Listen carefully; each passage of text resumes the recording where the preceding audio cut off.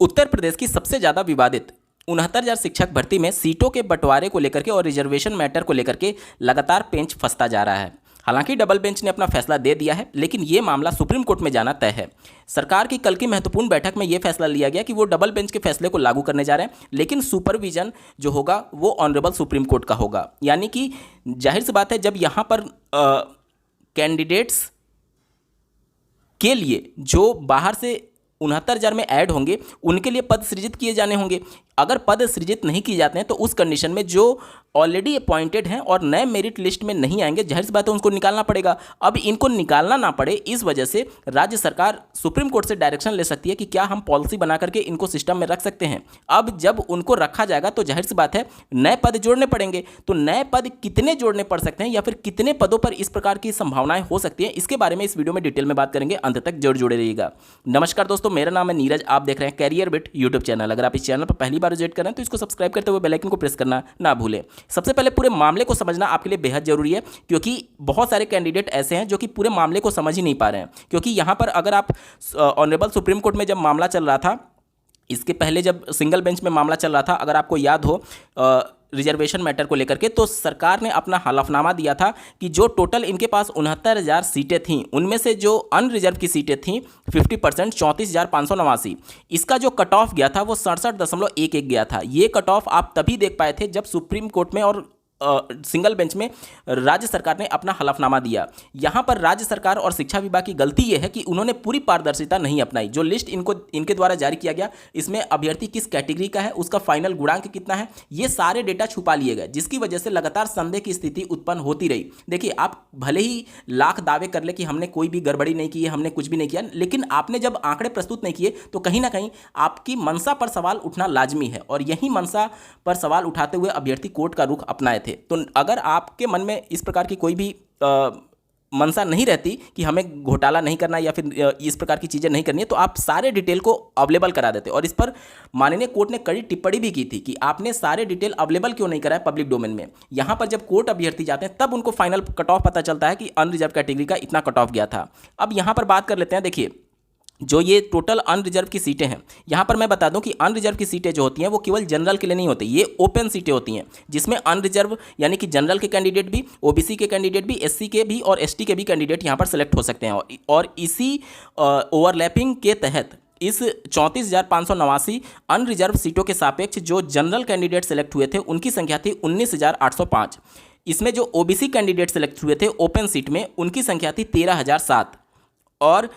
SC candidate जो select हुए थे उनकी संख्या थी 1,753, और 24 कैंडिडेट एसटी के सेलेक्ट हुए थे। अब यहाँ पर 13,000 यहाँ पर ओबीसी सेलेक्ट हो गया। उसके बाद से ओबीसी की जो अपनी कैटेगरी की सीटें हैं 18,598, इसका जो कट ऑफ गया था वो 66.73 गया था, और इस पर टोटल ओबीसी के कैंडिडेट सेलेक्ट हुए हैं। अब इसी को लेकर के लोगों के मन में कन्फ्यूजन है कि 18,000 यहाँ पर कैंडिडेट सेलेक्ट हो चुके हैं ओबीसी के, और 13,000 यहाँ पर कैंडिडेट सेलेक्ट हो चुके हैं। लगभग अगर आप मोटा मोटी देखेंगे तो ये लगभग 31-32 हज़ार के आसपास आंकड़ा आता है। तो जब 31-32 हज़ार सीट पर ओबीसी सेलेक्ट हो रहा है टोटल 69,000 में, तो ये घोटाला कहाँ हुआ, ये अभ्यर्थी कह रहे हैं। तो यहाँ पर आपको थोड़ा इंतजार करना होगा और वीडियो के साथ अंत तक जरूर बने रहना होगा इस पूरे मामले को समझने के लिए। इसके साथ ही साथ एससी कैटेगरी का जो टोटल सीट था वो आप अपने स्क्रीन पर देख पा रहे होंगे, और इसकी जो कट ऑफ गई थी वो इतना गई थी, और इसके सापेक्ष इतने कैंडिडेट सेलेक्ट हुए थे। अब यहाँ पर ध्यान से सुनिएगा, यहाँ पर जो माननीय डबल बेंच ने फैसला दिया है उसका प्रभाव सीधे तौर पर इन सीटों पर पड़ेगा, जनरल की सीटों पर। क्यों पड़ेगा? क्योंकि यहाँ से जो कैंडिडेट ओबीसी में सेलेक्ट हुए हैं, यहाँ से कुछ कैंडिडेट निकल करके इस वाली कैटेगरी में जाएंगे, यानी कि एमआरसी जो मेरिटोरियस कैंडिडेट हैं ओबीसी के, वो अनरिजर्व कैटेगरी में जाएंगे। जब अनरिजर्व में जाएंगे तो जाहिर सी बात है जो ओबीसी ऑलरेडी यहाँ पर मेरिटोरियस है वो तो हटेगा नहीं, यहीं से कैंडिडेट हटेंगे। तो यहाँ पर सीधे जो इसका इम्पैक्ट पड़ने वाला है वो अनरिजर्व के जनरल कैंडिडेट पर इसका प्रभाव पड़ने वाला है। ठीक है, अब बात करते हैं कि कैसे ये इतना सीट ओबीसी को और इतना अनरिजर्व में ओबीसी को मिलने के बाद भी लगातार ये डबल बेंच ने इसे घोटाला कहा है या फिर इसे विसंगति कहा है। इसको ध्यान से समझिएगा। सिंगल बेंच ने जो जजमेंट दिया उसमें उन्होंने ये कहा कि जो रिजर्वेशन का लाभ दिया जाता है वो फाइनल मेरिट पर दिया जाता है। अब यहाँ पर समझने वाली बात यह है कि उत्तर प्रदेश में जो शिक्षक भर्ती होती है उसके कई स्टेजेज होते हैं। सबसे पहले आपको सीटेट या यूपी टेट पहले क्वालिफाई करना होता है। उसके बाद से अगला आपको ATRE, जिसे आप असिस्टेंट टीचर रिक्रूटमेंट एग्जामिनेशन के नाम पे जानते हैं, और अंतिम जो होता है वो फाइनल मेरिट बनाई जाती है। और फाइनल मेरिट में अगर आप देखेंगे तो यहाँ पर जो सिलेक्शन होता है वो एकेडमिक के 40% और प्लस जो आपका ATRE है यानी कि जो असिस्टेंट टीचर रिक्रूटमेंट एग्जामिनेशन है उसका 60% जोड़ करके फाइनल मेरिट बनाया जाता है। तो यहाँ पर सिंगल बेंच का जजमेंट ये था कि चूंकि सीटेट और यूपी टेट जो है वो सिर्फ और सिर्फ एक क्वालिफाइंग एग्जामिनेशन है, इस वजह से यहाँ पर जो कैंडिडेट जो रिजर्व कैंडिडेट हैं उनको जो रिलैक्सेशन दिया गया कि आप 82 नंबर भी अगर सीटेट या फिर यूपी टेट में पाए हुए हैं तो भी आप इस भर्ती प्रक्रिया में शामिल हो सकते हैं, तो इसे रिजर्वेशन का लाभ नहीं कहा जा सकता, ये सिंगल बेंच ने कहा था, क्योंकि ये सिर्फ और सिर्फ एक क्वालिफाइंग एग्जाम है और क्वालिफाइंग एग्जाम में इसे रिलैक्सेशन के नाम से जाना जाता है। ठीक है, इसी प्रकार से सिंगल बेंच ने यह कहा कि जो ATRE एग्जाम है जिसके संबंध में 7 जनवरी 2019 को जब 6 जनवरी 2019 को एग्ज़ाम हो गया, उसके ठीक एक दिन बाद राज्य सरकार जो है वो क्वालिफाइंग मार्क्स लगा देती है। अब जब ये क्वालिफाइंग मार्क्स लगाया जाता है तो अनरिजर्व कैटेगरी के लिए यहाँ पर 97 नंबर यानी कि 65%, और जो रिजर्व कैटेगरी है उसके लिए 90 नंबर यानी कि 60% डिसाइड किया जाता है। तो सिंगल बेंच ये कहती है कि चूंकि आपने यहाँ पर कैटेगरी का लाभ दे दिया है रिजर्व कैटेगरी के अभ्यर्थियों को, क्वालिफाइंग मार्क्स में यहाँ पर जो नंबर है उसमें उनको छूट दे दी है, इसलिए इसे हम रिजर्वेशन का लाभ मानेंगे। और ऐसे कैंडिडेट, ध्यान से सुनिएगा, सिंगल बेंच ये कह रही है कि ATRE में अगर आपने रिजर्वेशन का लाभ लेकर के 90 नंबर पर क्वालिफाई किया है तो अब आप अपनी ही कैटेगरी में जाएंगे, अपनी कैटेगरी में जाएंगे। यानी इसका मतलब ये हो गया कि सिंगल बेंच के जजमेंट के आधार पर ऐसे कैंडिडेट जो कि 90 से लेकर के और 96 के बीच में पाए हुए हैं, ध्यान से सुनिए, 90 से लेकर के और 96 के बीच में पाए हुए हैं, यानी कि वो ओपन कैटेगरी की जो क्वालिफाइंग मार्क्स है उसको टच नहीं कर पाए। जब टच नहीं कर पाए तो जाहिर सी बात है इस कैटेगरी में आएंगे। तो सिंगल बेंच ये कह रही है कि जब आपने कैटेगरी का लाभ लेते हुए क्वालिफाइंग मार्क्स 90 को टच किया या फिर अनरिजर्व से नीचे हैं यानी 90 से 96 के बीच में, ये चूंकि आपने एक बार रिजर्वेशन का लाभ ले लिया, इस वजह से अब आपको आपकी ही कैटेगरी में रखा जाएगा। यानी ऐसे कैंडिडेट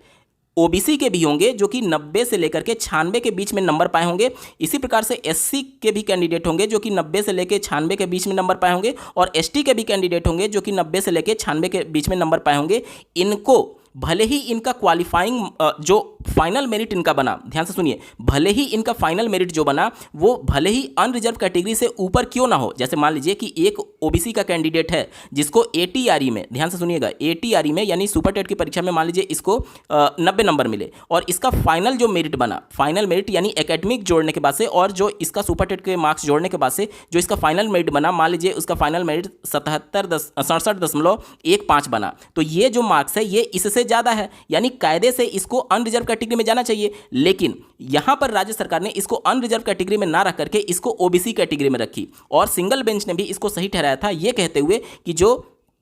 ATRE है वो ऑलरेडी एक बार रिलैक्सेशन यहाँ पर आरक्षण का लाभ ले लिया गया है अभ्यर्थी के द्वारा, तो एक बार आरक्षण का लाभ लेने के बाद से उसको उसकी रिजर्व कैटेगरी में ही रखा जाएगा। ये सिंगल बेंच का जजमेंट था और राज्य सरकार ने भी इसी प्रकार से मेरिट बनाई थी। अब यहाँ पर डबल बेंच ने इस जजमेंट को ही पलट दिया, जब डबल बेंच ने ये कहा कि ATRE जो है वहाँ पर रिजर्वेशन तय नहीं होगा। UPSC के एग्जाम का हवाला देते हुए या फिर जो 1994 रिजर्वेशन एक्ट है उत्तर प्रदेश का, और जो अध्यापक सेवा नियमावली 1981 है उसके महत्वपूर्ण प्रावधानों का हवाला देते हुए डबल बेंच ने यह कहा है कि जो रिजर्वेशन का लाभ दिया जाता है वो फाइनल आपको सिलेक्शन प्रोसेस में दिया जाता है। ATRE के संदर्भ में जो क्वालिफाइंग मार्क्स 90 और 97 डिसाइड करने के लिए जो स्टेट गवर्नमेंट के द्वारा गवर्नमेंट ऑर्डर जारी किया गया 7 जनवरी 2019 को, उस ऑर्डर में साफ तौर पर यह लिखा गया है कि ये एक सिर्फ और सिर्फ क्वालिफाइंग एग्जामिनेशन है। इससे पहले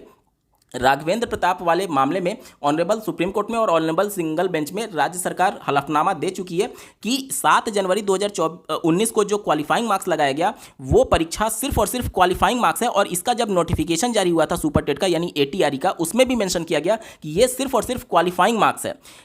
अगर मैं थोड़ा सा बैकग्राउंड आपको समझाने की कोशिश करूं 69,000 शिक्षक भर्ती का, तो 69,000 शिक्षक भर्ती के लिए पहले यूपी टेट का नोटिफिकेशन जारी होता है, ध्यान से सुनिएगा। उसके बाद से एटीआरई यानी कि 69,000 शिक्षक भर्ती के लिए परीक्षा के लिए नोटिफिकेशन जारी होता है, और जब रिजल्ट घोषित हो जाता है उसके बाद से फिर से एक नोटिफिकेशन जारी होता है और फिर से आवेदन मांगे जाते हैं, जिला वरीयता मांगी जाती है। तो यहाँ पर डबल बेंच का ये कहना है कि एटीआरई जो एग्जामिनेशन है उसके बेस पर सिलेक्शन नहीं हो रहा है, वो सिर्फ और सिर्फ एक क्वालिफाइंग मार्क्स है, यानी कि ये एक सिर्फ क्वालिफाइंग एग्जामिनेशन है। और जिस प्रकार से सिंगल बेंच ने ये इंटरप्रेट किया, और ऐसा होता भी है कि यूपी टेट या फिर सी टेट चूंकि क्वालिफाइंग नेचर का था, इस वजह से उस पे जो रिलैक्सेशन दिया गया कैटेगरी वाले अभ्यर्थियों को 82 नंबर पर, कि 82 नंबर अगर आपने सीटेट या फिर यूपी टेट में पाया है तो आप इस भर्ती प्रक्रिया में शामिल हो सकते हैं, तो उससे रिजर्वेशन का लाभ नहीं माना जा सकता। और इसी प्रकार से एटीआरई जो है वो भी एक क्वालिफाइंग एग्जामिनेशन है, इसलिए यहाँ पर जो 90 नंबर पर कैटेगरी वाले अभ्यर्थियों को अलाउ किया गया, इसे रिजर्वेशन का लाभ नहीं माना जाएगा, बल्कि इसे रिलैक्सेशन माना जाएगा, यानी कंसेशन माना जाएगा, ये डबल बेंच ने कहा है। और जो आरक्षण का लाभ दिया जाएगा वो फाइनल मेरिट लिस्ट पर दिया जाएगा, यानी कि इसका मतलब ये हो गया, डबल बेंच ये कह रही है कि ऐसे अभ्यर्थी जो 90 से 96 के बीच में ओबीसी में, 90 से 96 के बीच में एससी में और 90 से 96 के बीच में एसटी कैटेगरी में पाए हुए हैं, अगर इनका फाइनल मेरिट, ध्यान से सुनिए, एकेडमिक और एटीआरई के मार्क्स